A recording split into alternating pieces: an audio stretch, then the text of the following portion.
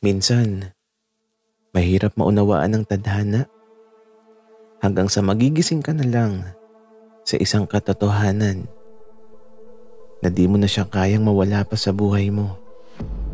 Dahil siya na pala ang dahilan kung bakit ka nabubuhay dito sa mundo.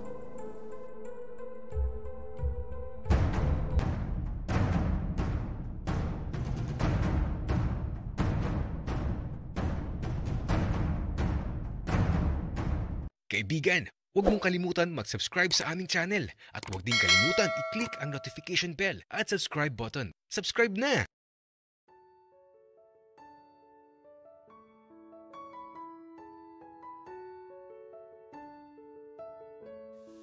Malapit na pala talaga ang Pasko. At sa araw na to, simula nung magising ako, umalis na kami kagad ni tatay. Maaga pa lang nasa biyahe na kami. Sobrang lamig talaga. Tapos, madami siyang pinipick up na mga order na sideline talaga ni Papa at Mama kapag magpapasko.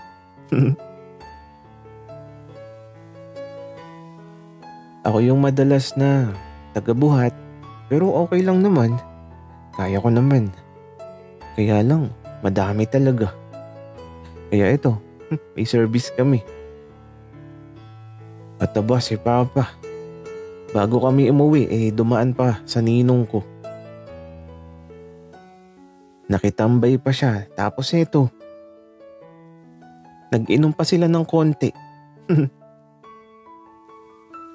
Ako naman, nakatambay lang sa bahay ni Ninong, nakikinood ng TV kasama yung anak ni Ninong. Ang sabi sa akin ni Papa, yung ninong ko daw kababata niya. Tapos, sabay daw silang lumaki kaya di maiwasan na kapag nagkikita sila, ayan, umiinom ng konti. Wala namang problema sa akin. Banding nila yun Kaya lang, ang sweet nila masyado mag-inom.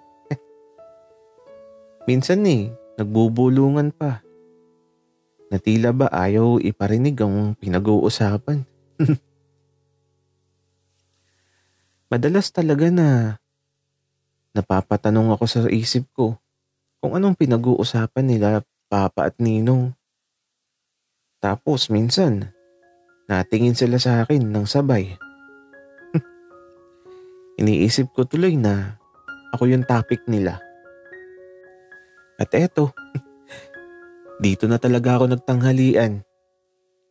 At sila Papa, sabi konti lang. Ay aba, mukhang ako na talaga ang magdadrive ng service namin. Kaya 3:00 na ata ng hapon nung matapos sila Papa.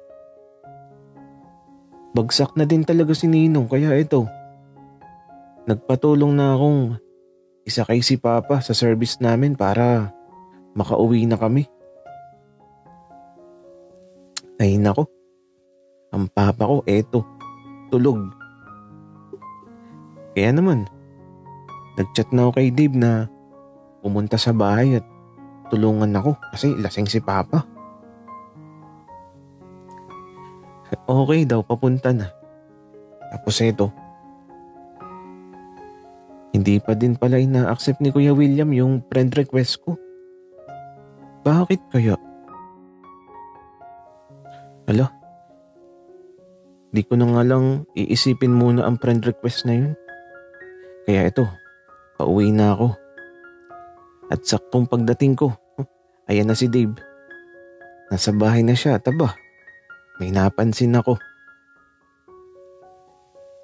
Aba, bago ang damit at short mo Pati yung tsinelas mo, bago din. Nakakaluwag-luwag ka na talaga, Dave.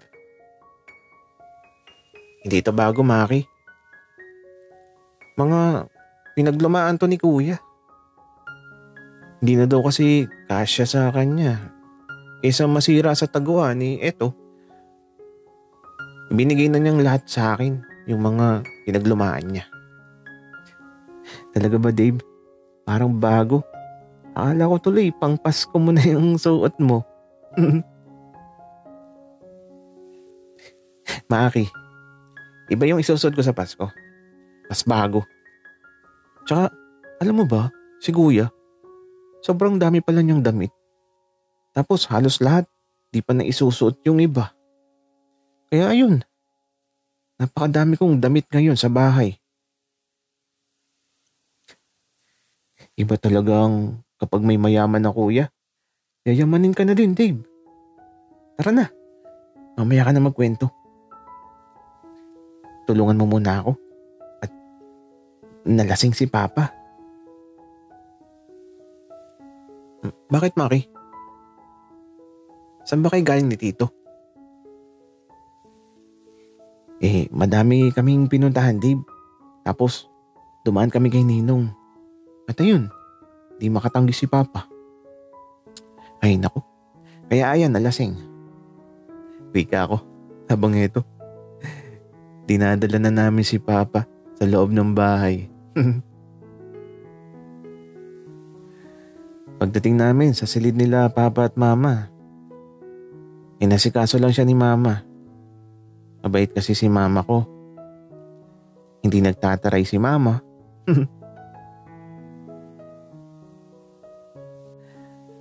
At eto, isa-isa na naming ipinapasok sa loob ng bahay yung mga pinamili namin ni Papa.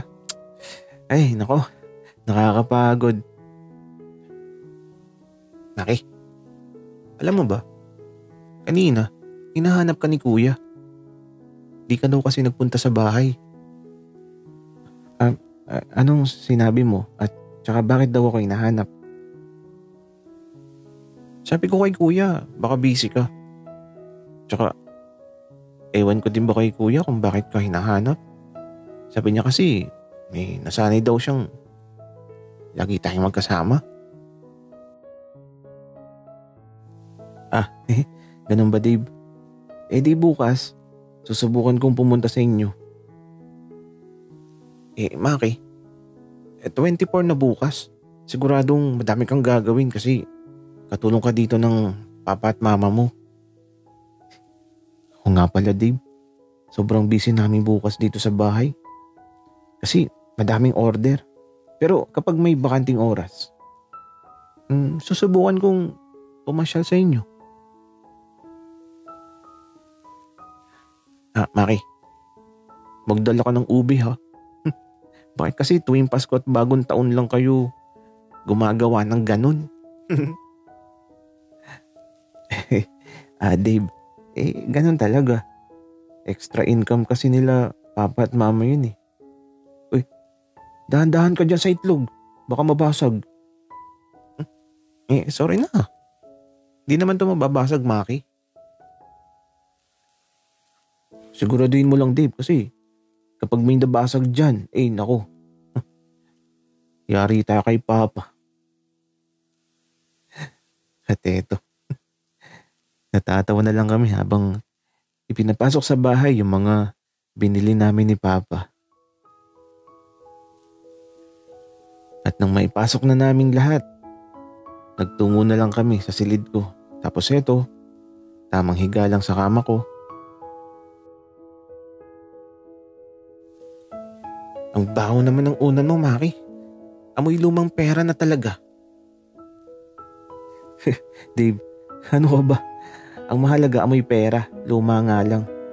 Pero teka, ano bang ireregalo mo sa kuya mo? Wala kasi akong maisip, Maki. Alam mo naman si Kuya. Halos nasa kanya na ang lahat.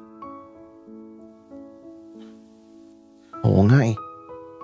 Ang hirap magregalo sa kuya mo, Dave.